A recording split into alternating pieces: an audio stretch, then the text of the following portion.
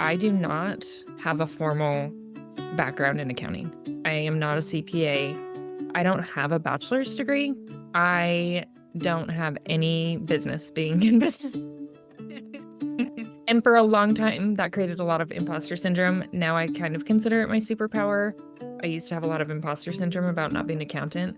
It was when I realized how many people were shamed by their accountant that I was like, I'm glad that I never went through whatever it is that they went through that made them want to shame people, because why do we need to do that? I'm pretty confident you are going to go crazy for this week's episode. I am bringing on Joey Albertson, who is the founder and CEO of the Profitability Project. She is now 10 women strong on her team, and the service they offer, Joey would call fractional CFO services, which I'll be totally honest. The first time I met Joey, I was like, I don't know what that means. So basically, a fractional CFO is a chief finance officer for your business, but the word fractional comes in meaning that you bring her team on as like a basically contractor in your business. So her clients are usually, in the $500,000+ range, but she has so much financial expertise that you're going to hear from her. It's part of the reason why I love the way that she talks about money, because she's a woman, she's also a business owner and a team manager, and also a woman of faith. So you're going to hear all about her unique perspectives on money as a person who looks behind the scenes in businesses' financial books for a living. I also just really appreciate Joey's warm approach to thinking about money and the loving, charitable way that she thinks about money. I find very refreshing for myself, and I am pretty confident you're going to feel the same way too. Here's Joey. I think it's really important before we dive in that people understand that your business is like not a small thing. So, with that intro, tell us about the Profitability Project and your team of how many women now? As of yesterday, 10. Yesterday, Yes. 10. We started a new girl yesterday. That's wild. And just like growing every month. It is truly insane right now. And it's fun and it's crazy. It's very scary and vulnerable. When I was listening to your episode about your pivot, I was like, man, this is so fun to listen to right now because I feel like I'm on the other side. I'm not in the painful stage. I'm in the like, thank goodness I pivoted Celebration. celebration for sure, which makes my anxiety go, okay, so then there must be another, I'm like, things are happening really well. But yeah, we are in a really fun season. We have 10 of us, and I've been in business for 5 years. Stage one was the first 3 years where I was like, me and Mackenzie, my co-founder, who's also my best friend, we're just kind of doing it. And like, that was like, it felt like our degree in entrepreneurship. Like we were just learning. That was all we were doing. And then we rebranded to the Profitability Project in 2024. And that kind of kicked off stage number two, which is where I learned that I needed to actually like branch out into the world and make friends and have a support system and like surround myself with other people who were doing this, which was also really fun. I learned a lot during that season. And then I feel like stage three kicked off about a year ago, which is when we started hiring our current team. So before April of 2025, it was Mackenzie, myself, and Becca, and it was the three of us. Holy cow. And so in the last 14 months, I've hired 7 people, which is just crazy. That's a I think lot. I think half of those in the last 6 months. Like we've and 2 of them are CPAs. They're like legit accounting professionals work for me. It's so crazy. It's so crazy to say out loud. It feels really awesome. None of it feels like me. My business has been the most interesting, humbling, and testimony building experience of my life. 100%. Tell us more. It's just been a really great way for, I would say, for me to get to know God, but it really does feel like he kind of reached down and is like, I want to get to know you. If that makes sense. Like, it doesn't feel like I was like, hey, I'm going to sit down and get to know God. but it does feel like that's what ended up happening because he put things in my path to, like, allow me to get to know him, including the ups and the downs, probably especially the downs. And I don't know, outside of maybe motherhood, that I've had an experience where I have just almost been forced to be like, "I'm not in control."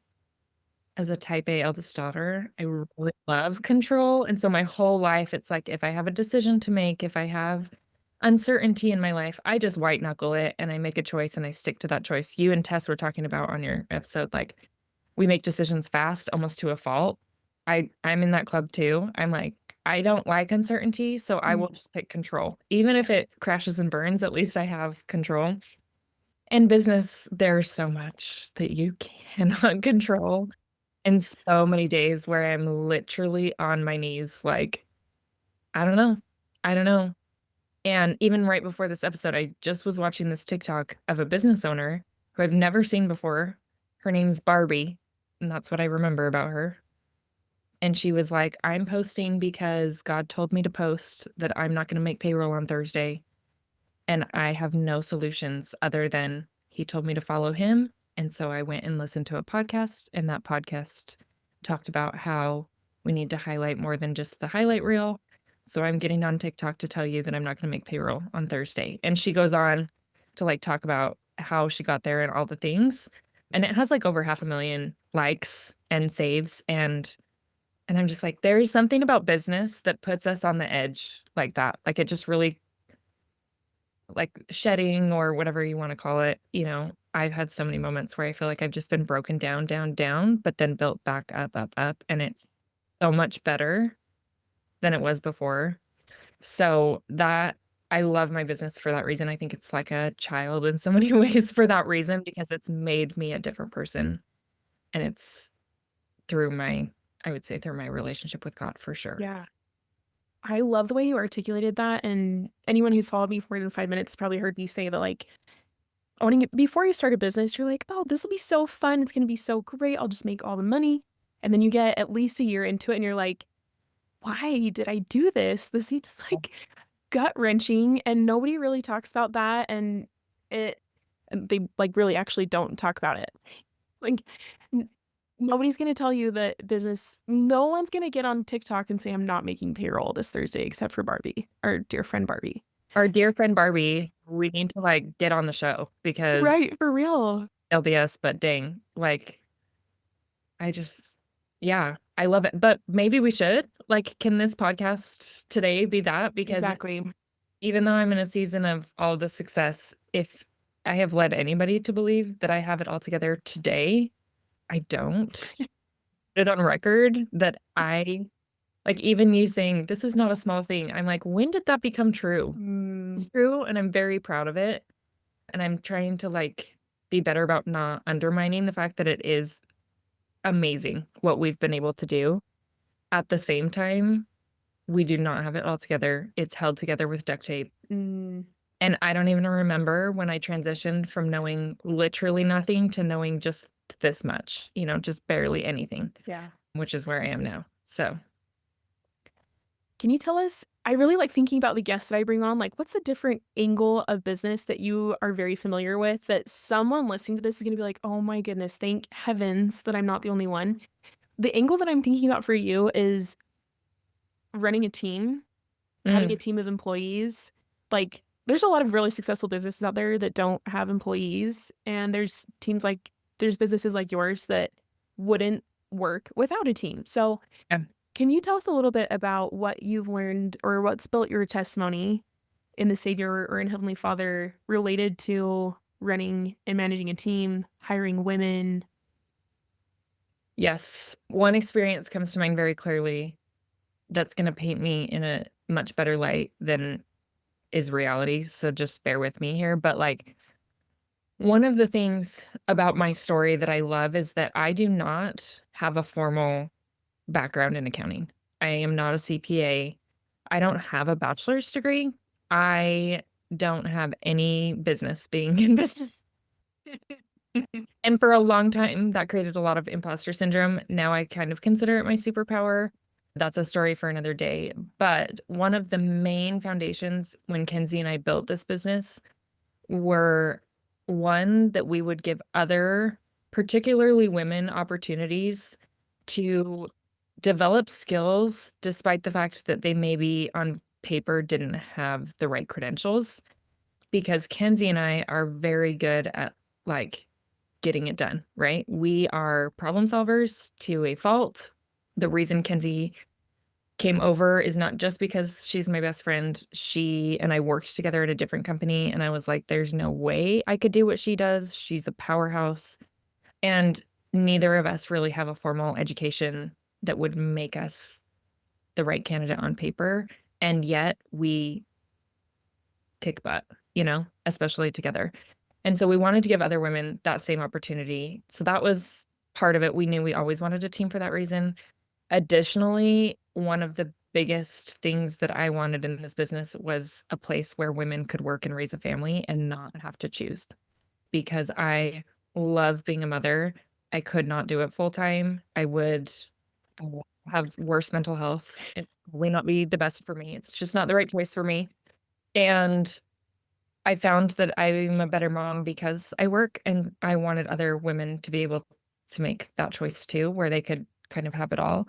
Mm. And so it was always in the cards for us. That was a big reason of why we started this business, other than obviously financially providing for our own families, and we both wanted to work. So I remember one time, this was actually before our current team, a few years ago, we actually built up a team of contractors. There were probably, I don't know, 7 of us at the time before we burned it down, which is also another podcast episode. But Mm. we were debating no, let me think about this. I was at dinner. I was at Chili's with a group of women, and one of the women was sitting there, and she's like, "Man, I'm just in one of those phases where like I've done all I can do." She was talking about how her husband has his job and he's working as many hours as he can possibly work without sacrificing a ton of time with his kids. She was taking care of her mother-in-law, and her mother-in-law was living with them, not paying any rent, and had a lot of medical needs. She was pregnant with her 3rd baby, which was kind of an accident. And as many moms can relate to, like, the toss-up of getting a job, but then hiring a nanny is not worth it a lot of times. And so she was like, "I could go back to work, but, like, what am I gonna do? It's not really gonna make a difference. And then also, like, I'm pregnant, who's gonna hire me? And I don't know that I wanna give that up. I think I wanna homeschool my kids. I think I wanna, like, be there for them, whatever." And I remember driving home that night, and I will never forget being at the light by my house and just praying like, "Heavenly Father, I wanna help people. I'm really good at helping people when you give me a task. I am not good at helping people when they're across the street and suffering in silence. I'm not the type to bring a meal. I'm not the type to, like, see people's needs and anticipate. But I'm like, if you give me a task, like, if you tell me how I can help her, I will help her." So to me, that feels like, let's get her a job here. Like, I think I could find something for her to do. She could stay home with her kids, have just a little bit of extra income. She can work when she wants. It can just be a little bit on the side. And we probably signed 3 clients the next day. And I didn't have them on my calendar, and, it wasn't in the projections and blah, blah, blah, blah, blah. And I just knew that that was only happening because I needed to hire her, and I did, and it worked out really perfect for both of us. And that just kind of I think that just highlights, like, my idea of my team, especially from the get-go of, like, I've only ever wanted to help people, and I view my business as one of the only ways that I am capable and maybe willing to help people, whether it's with their business or, providing them a job opportunity they wouldn't have had otherwise. Now, it feels a little different because now I'm hiring people that are way smarter than me, which is a humbling experience and also the coolest. And that has been such a learning experience for me. And so it does feel like a different kind of phase of team members now that comes with its own fun and learning and blessings and all the things. And they push me to be a much better human being. I don't know. Did that answer your question at all? Yeah, yeah, it did. There was a question that I wanted to ask you specifically. So I feel like you have such a unique perspective on this where you are a business owner and your nose is in other people's books, financial books, a lot of the time. I know it's not literally you because you have a team now, Yeah. but I do want to hear. I was thinking to myself, is like, it's almost like you are looking in people's underwear drawer all day Totally. because that's super vulnerable. And we could have an entire podcast series on Yeah. money mindset and thoughts and emotions about money and stress. And side note, Joey has a book coming, more details on that coming soon. But can you give us like how has your perspective, I don't know if it's right to say if your perspective has changed, but being a business owner and also looking at businesses books all day, where I've heard you say like some of the businesses you would not expect have the most zeros and the ones that you would think do have the fewest. What has been your takeaway of like the meaning that money gives to entrepreneurs where they either are building themselves up or punching themselves in the face because they feel so much guilt about money? Yeah. I have so many thoughts and could seriously write a book about this. LOL. I I have so many thoughts. The first one I think that's important is it's been such a blessing for me because it has inspired a lot of confidence that I don't think I would have had otherwise in myself. And the reason I say that is because, like you said, the businesses that intimidated me before I started this don't feel so intimidating now because I've seen similar businesses or sometimes even those businesses and seen their financial situation. And I'm like, wait a minute, this isn't any better than this business over here. In fact, sometimes it's worse. There are companies that y- by definition we would consider huge monster companies that are falling apart at the seams financially. That's not always true, of course, but it is pretty crazy. Like, once you kind of take a peek under the hood, you're like, wait a minute, this has its own problems too. And and then there's baby businesses that I am like, you bring in so much money. Like, your revenue is low, but you're keeping 50% of it, and 50% of a low number is higher than 10% of this high number. It's just wild. And so what it did for me was kind of took away the intimidation. I've really learned that every business has its problems. So even though my business most days feels like it's duct taped together, I'm like, so is everybody else. Mm. Everybody else is also duct taped together. Additionally, this whole idea of like a race to the top, a race to 1 million, 5 million, 10 million, half a million, whatever, is a load because I would not trade my life for the founders and CEOs of the half million companies if it meant that I'd have to sacrifice the things that they've had to sacrifice. It's just not worth it. And that's my personal decision. And if one day I have a $500,000 company, like, great. If it means that I kept all my same values and all of my same goals and, boundaries on my time and things like that.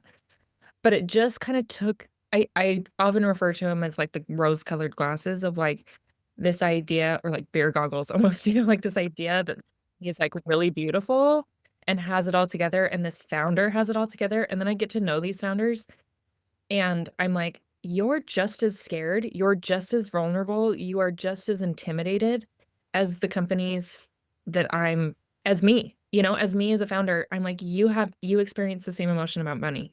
You don't want to open up your books. You buy a fancy car because you care more about appearances than all the things, right? And so it just popped this bubble of what I thought the world was, and it made it so that I could just look at my business and be like, we're doing great. We're doing great all the time. There's also things to fix. There's also things I want to do better. And also we're doing great. Like, it's just different problems for different people, but I don't know a single business. I've never worked with a single business that I'm like, wow, they've really made it. There's no such thing. It's just an illusion. So that's been really nice for me when it comes to my own business to just be able to be like, whatever. These problems are just different problems. They're not, it doesn't mean I'm a failure. It doesn't mean that my business will never make it. It doesn't mean any of the things that I like to pretend that it means. Yeah. And if you had to quantify like how many business owners, businesses you've rubbed shoulders with. Oh gosh, probably between 2 and 300 over the years. Yeah. And one of my first clients, we've had quite a few clients that are in the multiple millions, 5 to 10, maybe a 20 in there at some point. And then there's also businesses that their brand name is huge. And so I assumed their revenue was huge. And then I was like, you're not, what? Okay, what do you mean you're only doing X number of dollars? Which also just kind of made me realize, like, brand just because they're the most well-known brand does not mean they're bringing in the most dollars. It certainly doesn't mean they're making the most money. You never know how much money they owe investors. You never know the stress of a board of directors. You never know how many years they had to fundraise. I mean, fundraising is a quiet battle for sure. Mhm. So if anybody, yeah, any business owner listening, like, the comparison game is all in your head. It's all in your head, and it's so worth it to get rid of it because you actually don't know until you know, and I think you'd be surprised once you find out what the reality is for everybody. I feel like it's like I could say something like that, but I feel so much like validity, like what's the word I'm looking for? It sounds so real coming from you because you have like Yeah. been behind the scenes of so many businesses that I feel like there's like some weight to you saying that. The other thing I wanted to ask you about is you and I talked about this separately, but maybe not quick, a conversation about debt as a business owner. Because I, especially for an e-commerce business, I don't even know if it's unique to, I think it is a little bit unusual, a little bit unique to e-commerce that I don't want to say that debt is like the lifeblood of the business, but it is very important and useful, especially if you're an e-commerce business and you're turning over inventory quickly. I did not understand that until I was in the middle of running an e-commerce business, and I've never to this day heard anybody talk about it, especially from an LDS lens, Yeah. where the way that I was raised was so anti-debt. We only go into debt for these certain things and for nothing else with like no exceptions. And I Yeah. just remember when I was really praying about the next investment that I needed to make, it was I felt like this was a really good thing. And I was like, am I crazy? Like I've been taught that debt is not a good thing. I feel almost as if I feel so peaceful about this investment. It almost feels like it would be irresponsible to not. Yep. Which to clarify, I was going to be putting it on credit cards. We took out a small loan to fund our first order of wooden baby gyms. Yeah. Our first order was 1,000. That was the minimum order quantity. We couldn't go less than that. We'd only sold 650 in the 18 months lifetime of the business. So it was a big leap, but I felt pretty good about it. Anyway, prefacing all of that because I want you, from your perspective, to give us a little bit of insight about responsible debt. And maybe we can soften some of the edges of that a little bit for a girl who's like that, listening, who's facing a decision where she's like, I kind of really feel like this is what I should do, but I'm feeling weird ick about it. Yeah. It's so true. I love that you shared your experience because even to this day, call it church culture, call it Dave Ramsey PTSD, because I have a fault Yes. in that, which we've also talked about separately. Yes. Um, to be clear, I talk poorly about Dave Ramsey a lot. There are a lot of good principles. Okay, I can see good and bad there, but debt was absolutely out of the picture for me for a very long time, and it did. One of the things I talk about, one of the themes that I talk about is, for whatever reason, finance reflects likes to reflect on our morality? Why is it that our marketing never reflects on our morality or our operations never reflect on our morality, but finance is always about who we are? Are we good or are we bad? And I am of the mindset that we need to get rid of that. That is another just load of garbage that we've been taught. That said, being responsible financially is an important part of living your life. And I think it's one of those things that the church speaks about and kind of has regulations about because money can make you do immoral things, or the lack of money can make you do immoral things. The decisions about money themselves are not moral or immoral, in my opinion, unless it's related to another issue, right? So the idea of going into debt is not, again, church according to Joey, but to me, that is not an immoral decision. Now, if you're using that debt to gamble, to do some shady stuff, to, I don't know, I couldn't even think of anything right now, right? That's a different conversation. But the idea of debt itself feels immoral to us as church members. Again, as an accountant, I was very much taught like debt is evil, it is bad. And at its core, it's not. It can result in that if you let it get out of control, but debt itself is not. So I think kind of just removing the morality of that decision to some degree is a really important step as a business owner, because you're right. Sometimes that's the right call. Healthy debt is a lever, it's a Mm. tool. I encourage debt all the time. It's just a matter of managing that debt that makes it fiscally responsible or fiscally irresponsible. The actual going into debt is not either one. Mm. So, I think kind of removing all the shame or, like, feeling behind it is a really good, important step, because then you as a business owner can do exactly what you just described, Kaylin, and you can decide for yourself or decide through prayer if this is the right step and if this is the right amount, because it is true that using debt incorrectly can get you into bad situations. But when you have all that feeling around it, it can be really hard to make a really clear decision. Yeah. So that's kind of my, for LDS business owners especially, that's kind of my go-to is like recognize that it's not a bad thing. In fact, if your business is on a journey to bless people, including your family, by the way, that is a righteous desire. And a lot of times businesses need debt to grow.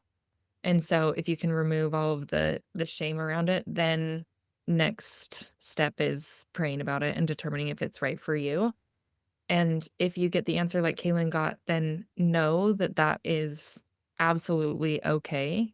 And just continue to pray about how to utilize that debt and be very careful. But yeah, that can be and often is the right choice Yeah. from an accounting perspective, for sure. I love that you even just said the phrase healthy debt. I'm like, if someone would have told me that was even a thing, Yeah. because I'm also thinking about little like 26-year-old Kaylin who didn't even own a house yet and was about to pay more money for inventory than I'd even paid for a car. Or like to me it felt like so much money at the time. Yeah. And I like I'm proud of the choice I made. The only thing I'm a little bit sad about is how much like I felt really bad about that for a long time.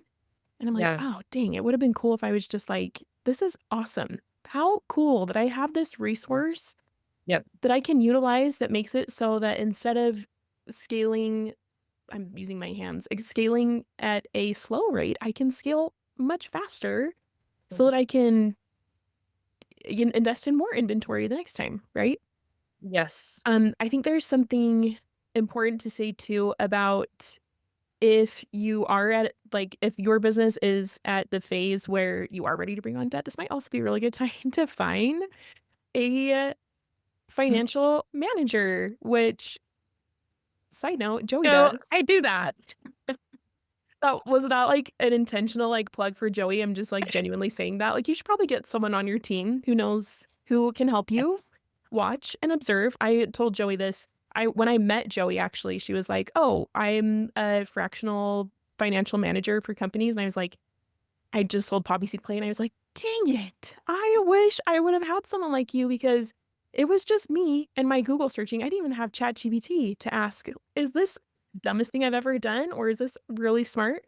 Yeah. I couldn't forecast sales, which is really important if you're an e-commerce business. Anyway, I'm kind of getting into the weeds of like e-commerce stuff, but I'm just really grateful to be able to put a voice to that because I've never heard anybody talk about it. And even if you don't run an e-commerce business, maybe the debt is personal debt, but is still a really good choice. I was wondering if you could speak to that too. Yeah, I'll give you an example. When we decided to rebrand to TPP, we were called Bookflow, and then we rebranded to the Profitability Project. In order to do what we wanted to do, we would need to drop our biggest client, who had kind of been the client that got us to quit our jobs, and, like, we'd been with them for years, but they were absorbing all of our resources, and it was a great experience. I learned so much, but I knew and I could just kind of feel in my heart like it was time to pivot, and they really needed, like, an in-house team. We're talking, like, 5 companies each doing 5,000,000, so, like, between Kenzie, Becca, and I, we were swamped. Additionally, it didn't offer the flexibility that I had set out to get for this business. I knew I needed to pivot out when I was actually visiting my mother-in-law, which is where I am now, and it was my husband's grandpa had passed away, and it was his funeral, and I just couldn't make it to all the events because I had meetings and things like that, and I was like, "You know, I'm gonna sacrifice as much as I'm sacrificing as a business owner, then I need to have the rewards of being able to pick my own schedule or miss meetings or whatever." And so I knew it was time to pivot. And so in order to do that and develop our course, which PS, talk about a pivot. I mean, that course is sitting on a shelf somewhere doing nothing, but I had to invest in that. And I mean, it was like crazy time, but Kenzie and I, we actually just talked about this on our podcast the other day because I'd forgotten this, but we sat down together and I was like, "Kenzie, I feel like this is the move, and also I have no idea how it's gonna turn out," and talk about an financially irresponsible choice to make. Like, the numbers were not going to add up. The math was not mathing.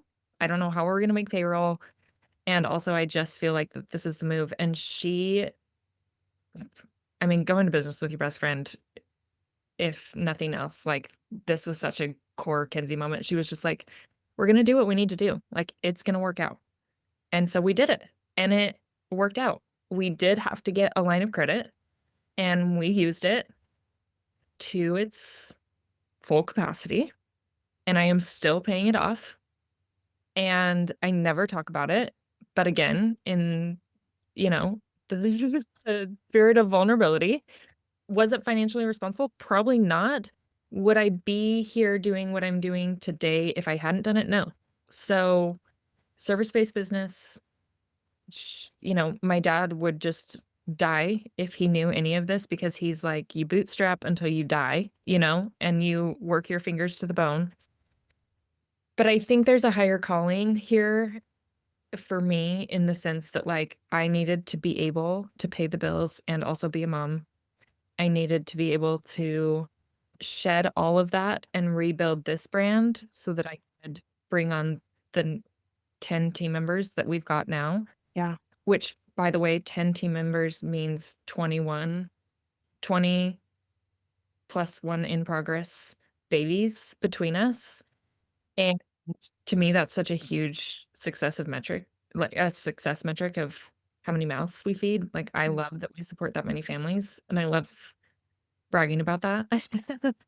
And I couldn't have done that if I didn't. So, again, as I kind of sometimes have to take my CFO hat on and put on my, I don't know, child of God hat, maybe we'll call it. Like, I trust you, and I trust that the decisions that you're having me make are the right ones, and I, still paying off that loan today, would absolutely say we made the right choice, and I'm glad Mm, we did it. mm, mm. Okay, so that reminded me of a story. You and I have also kind of talked about this a little bit. So So one thing that you should know if you're listening about the Profitability Project is that something that Joey says is we're not your dad's CFO.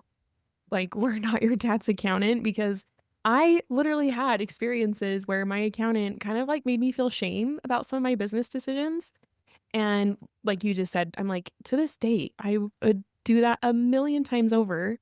And one example is when we bought our first house, which was a townhome, and it was just a little bit farther out of town than we wanted to be. We wanted to be a little bit closer to our friends and family, and this was pre-COVID, so this is when housing prices were normal, as a side note. And um, we ended up finding the house that I'm sitting in right now. We found the lot. We knew we wanted to move. Our family was growing. The townhome was not fitting our needs. And anyway, long story short, we like made a what some may say was a rushed decision to move into this house and sign on it, and didn't know that if you sell a house in shorter than 2 years, you pay capital gains taxes. And so we went back to our accountant, let him know, hey, we're moving, we're putting down money on this lot. We had to sell our townhome within 60 days of signing that contract. So it was like, Mom and Dad, we're moving back into your basement. There are 2 kids now. That cool with you guys? Anyway, but I literally remember the conversation with our accountant where he was like, that was probably the dumbest thing you guys could have done, like basically point blank. And I was like, I strongly disagree with you. Like, and now in hindsight, looking back, if we hadn't invested in that exact literal month, it was immediately after that that prices started to spike with COVID. Like, Nate and I are still like, I don't know if we could have gotten into this house if we waited another month. So this is something that I really appreciate that you bring to this conversation as, first of all, a woman in the accounting industry and also as a woman of faith. I love hearing you talk about how sometimes these financial decisions do make sense on paper from a like CFO, like we're looking at the balance sheet, we're looking at the income statement. Yes, all the dots are lined up, and also sometimes they don't. And sometimes these are decisions that have to be made with faith.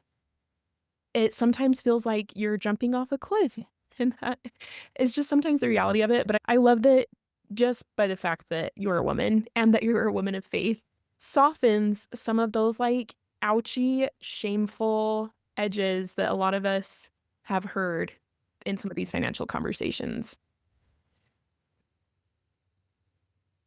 I'm on a huge, overwhelming mission to it started as this joke of like not your dad's accountant, which is true. But as I've, kind of spent time and tried to get really clear on like our differentiator and why do people come to us and, what is it? I think that those qualities have served me very well in the sense that, yeah, I'm an entrepreneur, I'm a mom, I have my own moments where it didn't make sense on paper. I could list 1,000 of them. And also I have a financial background. And also I happen to be good with the spreadsheet, and also I know how to tell you if your profit margin sucks. But this shame and morality that we've assigned to money and in fairness, in the Book of Mormon, there are plenty of examples of, you know, riches creating immoral situations. And so again, I think like it's easy for us, and not just Christians, I mean everybody, to assign money to morality. And I think that there's a fine line there that we need to just be aware of. So I'm on a huge mission to like stop the shame around money. Let's just have a freaking conversation when we're having shame about money. And why accountants feel the need to shame people and assign morality to money themselves is beyond me. When I talked about how I used to have a lot of imposter syndrome about not being an accountant, it was when I realized how many people were shamed by their accountant that I was like, I'm glad that I never went through whatever it is that they went through that made them want to shame people, because why do we need to do that? Shame actually makes you make worse decisions. Shame puts your body in fight or flight. It increases your cortisol. It literally puts a fog on your brain, basically. And so then you can't make good decisions even if you wanted to.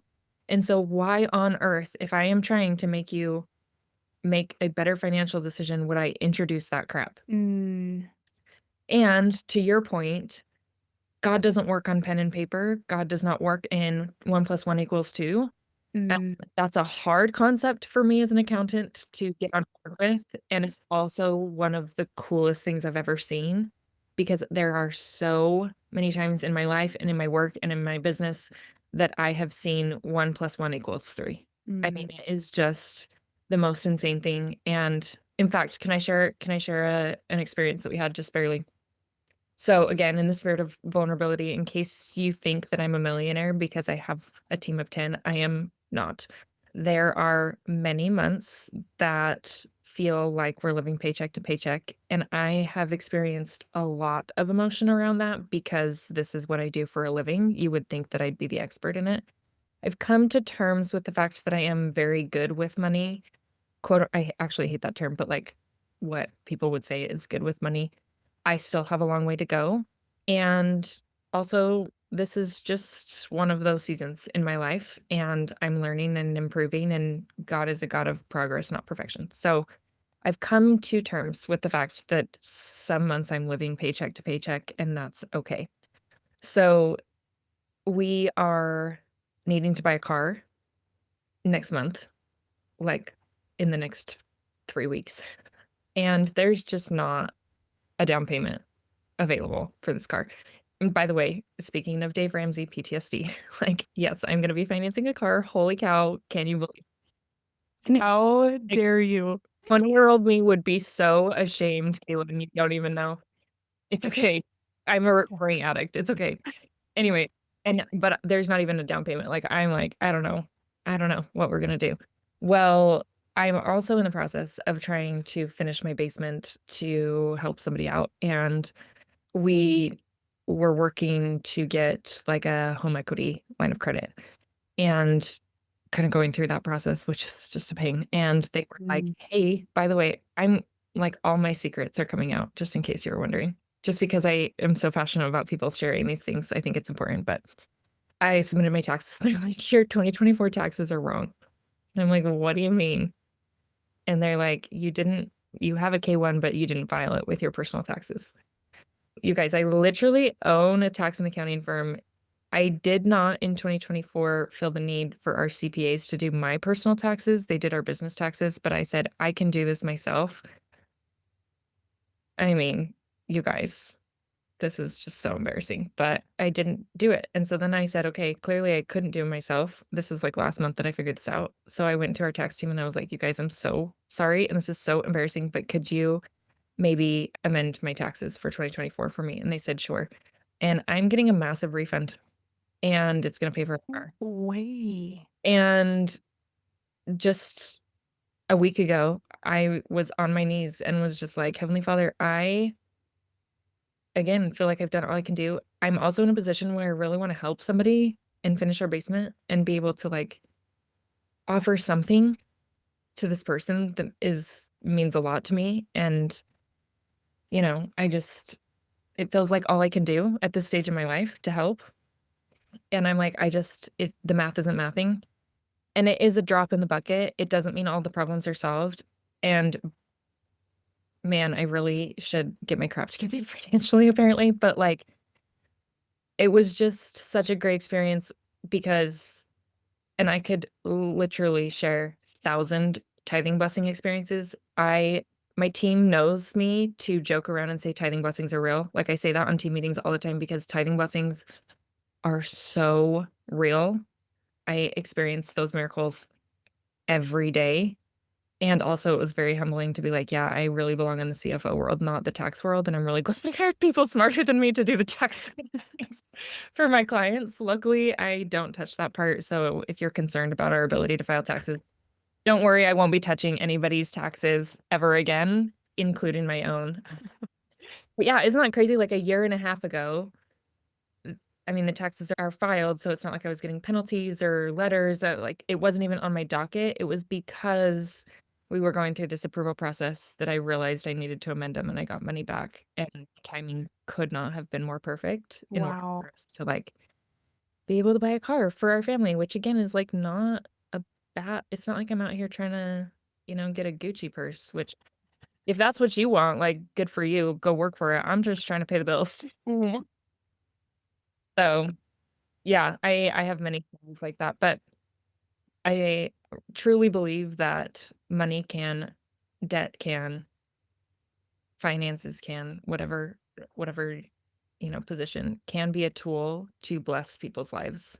I have to say one other thing. I'm really sorry you got me on a chatty day, but you've been talking a lot on your page about the idea that like making money is a righteous desire and can be a righteous desire. And I could not support that message more. I named my company the Profitability Project because I'm on a mission to help more women make more money. And making money just to make ends meet, just to pay for the down payment is a big blessing. But that doesn't mean that's all it has to be. When I started this business, I remember I wanted to make enough money that I could pay for someone's gas whenever I felt like it. Mm, And now I get to like pay someone's salary, and I get to do a lot of things to help people. I don't always do it like I should, but I'm a big believer that like making money doesn't just have to be this selfish, immoral thing. You can make money to bless your family, and that counts. You can make a lot of money and bless a lot of people, but money is mission. You need money to do it, and that's okay. Okay, that was like 3 sermons in one, but I don't see what I'm talking about. I'm so sorry. Mhm. Yeah, yeah. You know what I mean? We're working so hard, let's hope. Mhm. It's so true, and I still struggle with that, especially personally. For some reason, business finance makes sense for me way more than personal finance clicks for me. And I certainly have my own emotional piece to money. I think that's why I'm so passionate is because it very much resonates for me is that I also experience so much emotion about money. Again, call it Dave Ramsey. I think there's a lot of church culture to your point, for better or for worse, right? I think it has protected us probably from doing a lot of things that we have this sense, but again, I think it's a fine line of where it can go too far mhm. of we feel when it starts introducing shame, that's when I feel it's gone too far. I don't think at any point God wants us to feel shame. I think that there is a healthy place for guilt, which inspires action. I talk about this a lot in my book. Guilt inspires action and wants you to repent, it wants you to do better. Shame shuts you down and makes you want to hide. Mm, And I don't think that there is ever, again, church according to Joey, this is not doctrine, but I don't think there's ever a point in life where God wants you to hide. I don't think that there's ever a point where he introduces shame. And so if financial decisions are making you feel shame, I think that you've kind of gone to the wrong side there. mm.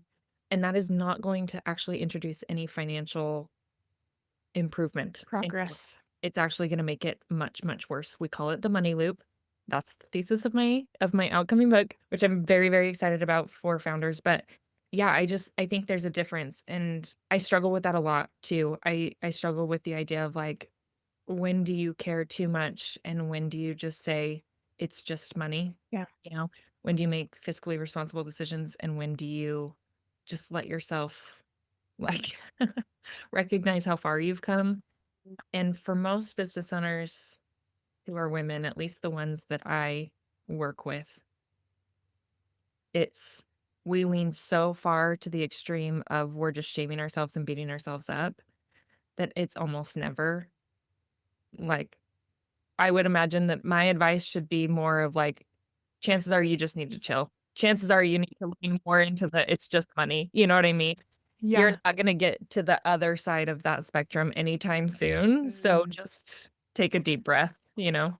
Well, and especially knowing that if you are listening to this and you are a woman, you are probably an eldest daughter. You're probably type A. So you could probably take that advice for more things than just the finances in your life. Speaking for my Well, let's own not get self. crazy, Caitlin. Like, I don't know if I need to chill in multiple places. This is probably one of them. Yeah, I think I my therapist says that. is, you're not so far in the other direction since you're so far over here. She's like, chances are, if you're having the inclination to say it's just money, you're probably going more towards the middle ground that is healthy Mm, and mm, important. So there's hmm. advice. I feel like that could be a book. Everyone just take a deep breath. Can we loop back just a little bit? We've joked about Dave Ramsey, but like for real, for someone who's like, wait, catch me up to speed on your thoughts and feelings about Dave Ramsey. It's complicated because I feel like it was an abusive relationship, so I still have some, like, need to protect him. Here's my thoughts. If you are a young baby child that doesn't know anything about money, you don't know how to manage money, you don't know what a credit score is, you were never taught anything, your family didn't talk about it, Dave Ramsey is a great starting point. It teaches you how to manage cash, it teaches you how to be responsible with your budget, live within your means, and it teaches you a lot of founding principles that I think they're good ish. I think they're too extreme. I think that he's pushed it too far, which to his credit, I think that's how it got popular is because it's a little bit extreme. Mhm. So if you decide to go the Dave Ramsey route, I don't think that's necessarily bad, but I would warn you that, like, learn it and then tweak it to make it realistic and neutral rather than live it to the extreme. Because similar to you, I fully planned on paying 20% down on my first house and I was saving for that. And I will never forget my sister-in-law, who is a CPA, who is like a financial wizard, sat me down and was like, "Joey, you will never get into a home if you wait to put 20% down." She's like, "It's gonna be okay if you don't." And I'm like, "Well, I don't need a credit score." She's like, "Oh, yes, you do. I'm going to open you a credit card right now." And she really like helped me. And again, I think it was the fact that she told me that I was like, "Oh, okay, I can trust you. Like you are the most financially responsible person I know." And so we went and purchased a home in 2020, and then 8 months later, we're able to sell that home in the height of COVID and purchase our current home, and I would never be able to afford our current home Yep. today. Yep.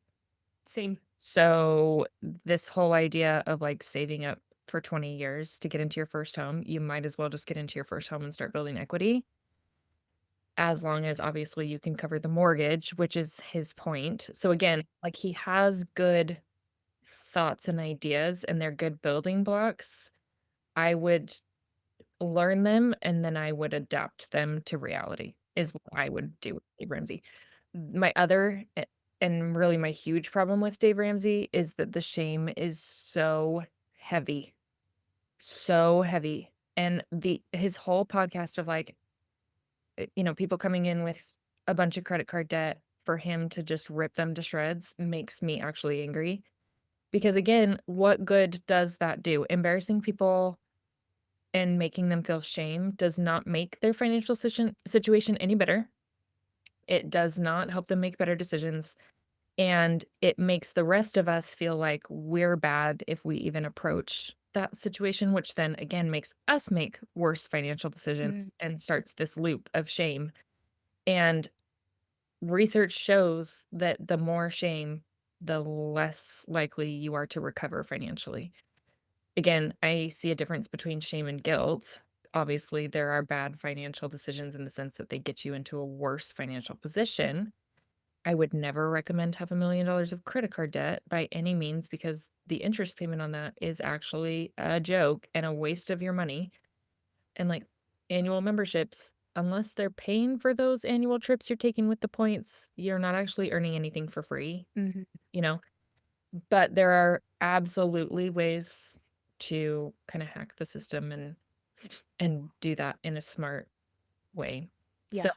yeah, my huge problem with Dave Ramsey really, I mean, I don't love everything that he teaches. I think you do need a credit score. I think debt is a tool, all of those things, but my big problem is the shame that he introduces to everything and everyone. I'm like, these are just people. We don't need to shame them. Yes.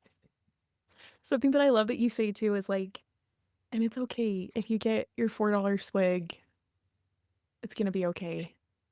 If that wasn't okay, then someone call the IRS on the IRS would do nothing, but yeah, I think that there are things in life that are not worth stress, and my Diet Coke every morning is one of them. So, you know, it's okay. I saw this video that was like, you can call it an addiction, you can call it a commitment. For me, it's a spiritual journey. Like, It's I borderline. I love. think it probably falls more into the addiction category of it, but we're just not gonna talk about that. That's for another phase of my life when I'm ready to have an intervention. Right now, it's not that. At this point, it's a mental health, it's our Exactly. emotional support drink, and it's fine, right? Yeah.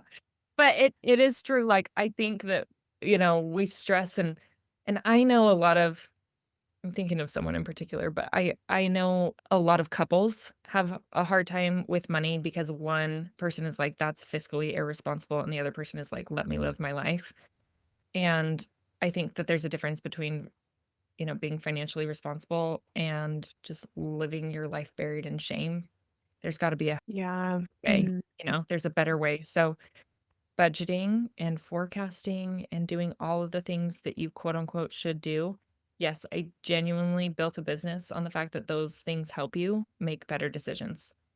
At no point will I ever introduce shame to my clients or my team or any of it just because it doesn't do any good. In Mm, fact, it does literally the opposite. the So opposite. we're going to break that cycle. We're going to get rid of those accountants. They're all going to retire and there will be a new age. So no one has to hate their accountant anymore, and it's gonna be great. I've read or that captures something that you want to share or that you just want to share because it's on your mind. What comes to mind?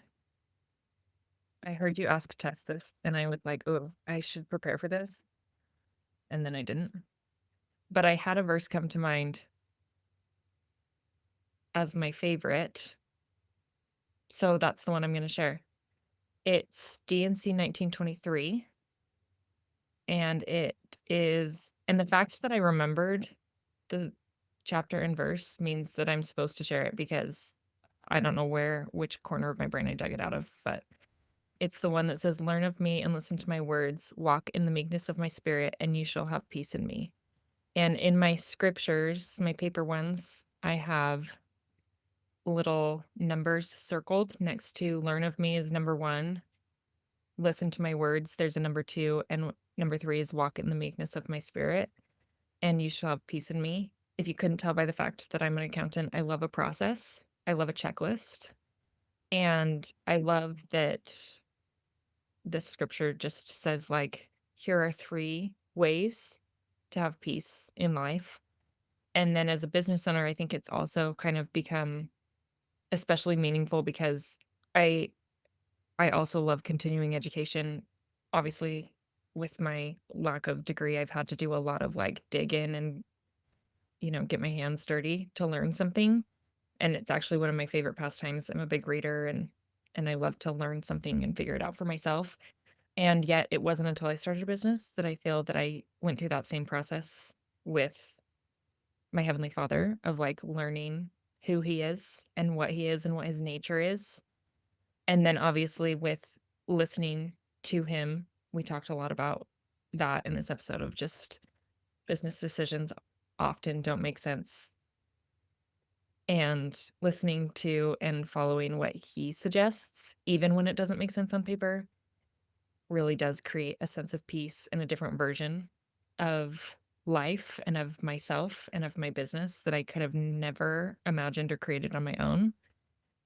And then the meekness in my spirit, I think is also important because like I said, I'm in this phase of like things are going really well, which is great. And it's so easy to slip into this like well, it's always gonna be great from here on out, and so I'm gonna do all these crazy, wild things because I deserve it or blah, blah, blah, blah, blah, and, again, I think that just gets us into trouble, and just remembering, like, at no point should any of this be credited to me, all the decisions that have been made that have got us here, are absolutely inspired, and I'm just lucky enough that I listened a few of the times.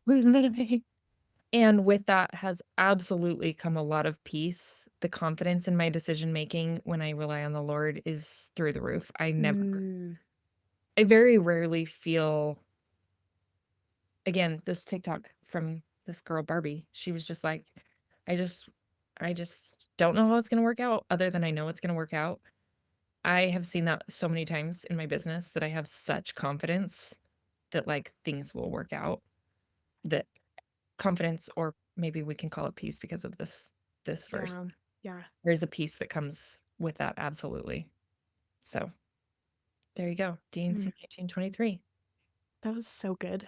That was a perfect way to capture everything that we talked about. But in closing, if there was one last piece of advice that you wish you could give to an LDS entrepreneur listening, what would you say? I think I would say that whatever limitations you're putting on yourself, whether it's, I don't have a degree, I am not this, you know, in my head, there's this like version of a business owner that has it all together. He's usually like tall, dark, and handsome and like works in a high rise in New York City together. That guy's been my client and he doesn't have it all together. So forget that. If that's your limitation that you're not him, goodbye. He doesn't have it all together.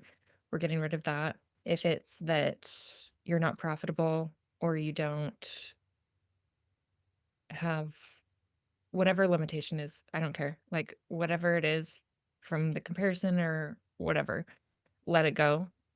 If you shouldn't make money, if you don't have the right or it's greedy or selfish to make money, all of those thoughts are not God.